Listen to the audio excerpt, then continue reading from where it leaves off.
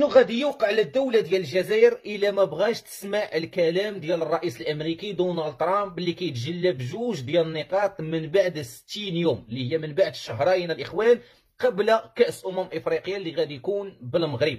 النقطة الأولى اللي قالها المبعوث ستيفن ويتكوف الأمريكي، والنقطة الثانية اللي قالها المستشار الأمريكي اللي زار دولة الجزائر. النقطة الأولى وهي تصالح مغربي جزائري خاص الجزائر توافق عليه.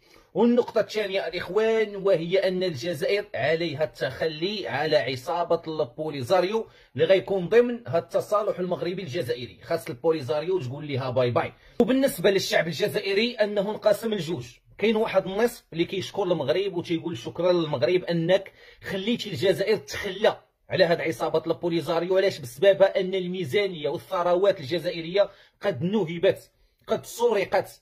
وكاين النصف الثاني اللي ما باغيش التصالح وهو مع عصابه البوليزاريو، قال لك البوليزاريو خاصها تبقى.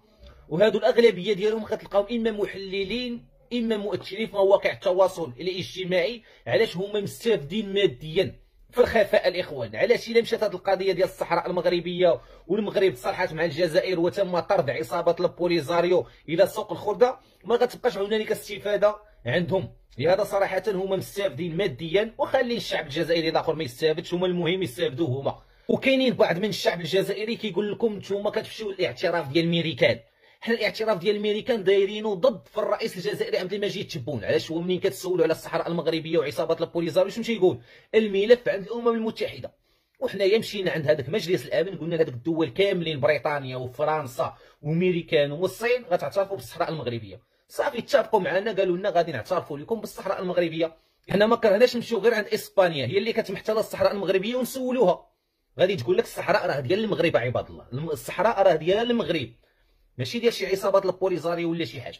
ولكن الجزائر كتقول لك لا، حنا بغينا الامم المتحده. الامم المتحده هي كتقول لك دابا ان الصحراء ديال المغرب حتى هي.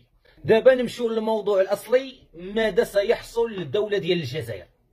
النقطة الأولى الإخوان وهي أن عصابة البوليزاريو غتولي عصابة حسب دول مجلس الأمن. أن فرنسا غتولي تحسبها عصابة، أمريكا أيضا كذلك، بريطانيا كذلك أيضا، والصين أيضا هي كذلك، وروسيا الإخوان مع عصابة وضد عصابة. المهم هي روسيا ما غدير لا فيتو لا والو. إذا القرار غيكون نهائي للمغرب الإخوان وغادي تعتبر عصابة البوليزاريو عصابة فعلا.